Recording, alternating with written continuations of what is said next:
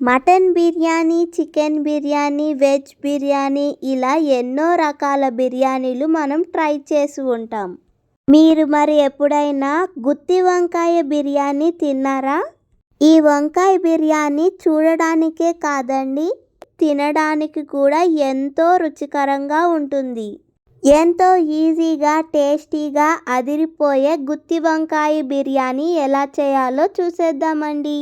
వేడి వేడిగా ఎంతో రుచికరంగా నోట్లో వేసుకుంటే అలా కరిగిపోయే మన గుత్తి వంకాయ దమ్ బిర్యానీని తప్పకుండా ట్రై చేసి చూడండి. పూర్తి రెసిపీని చూడడానికి కిందున్న లింక్ని క్లిక్ చేయండి.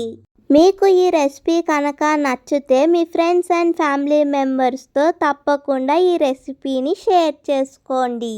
మీలో ఎంతమందికి ఈ గుత్తి వంకాయ దమ్ బిర్యానీ అంటే ఇష్టమో లైక్ చేసి మరియు కామెంట్ చేసి చెప్పండి.